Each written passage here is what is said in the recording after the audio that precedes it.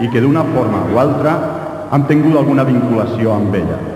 A mi simplement m'ha tocat la tasca de presentar-vos el concert en la seva vertient musical.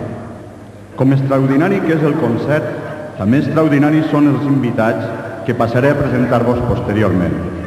Este concert, a més de ser el colofó de tota una sèrie d'actes culturals i esportius que ha organitzat el Patronato, és un acte, en un cert sentit, entornat d'una aura de tristesa melancòlica, ja que és el concert despedida del director, que a lo llarg de 4 anys ha dirigit amb professionalitat, maestria i ben savoir-faire la nostra banda, i que li ha donat una projecció internacional inculcant-li una qualitat a la que mai abans s'havia arribat. Sempre recordarem el seu pas per la nostra música com els vells han recordat el pas de l'insigne músic villanense Ruperto Chapí en una altra època, per a la mateixa tarima i l'atril que ell ha utilitzat. No li guardem rencor perquè mos deixa, sinó més bé un gran record i volem patentitzar-li el nostre desig de que arribi a ser el que ell mereix ser, una primera batuta de l'àmbit musical tant nacional com internacional. En primer lloc escoltarem una peça de títol Folk Danza. El seu compositor no és ni més ni menys que una de les majors figures musicals del present segle. Li s'ha tatxat de ser el compositor del règim de Stalin, però en realitat va ser obligat i perseguit per este mateix dictador. El nom de tan insigne compositor és Dmitri Shostakovich, del que em consta que té gran número de fans entre els joves de la nostra banda. Saludem ja amb un fort aplauso a la nostra banda i al seu director titular, José Rafael Pascual Vilaplana.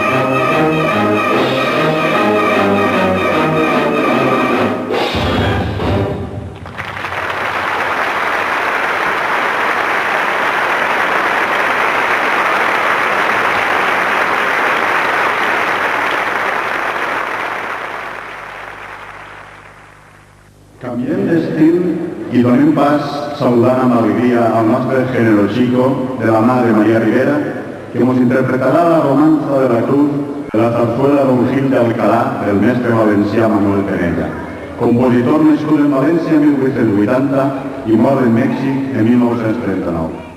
Benvinguda Maria, de nou a Bocairent i un fort aplauso per ella.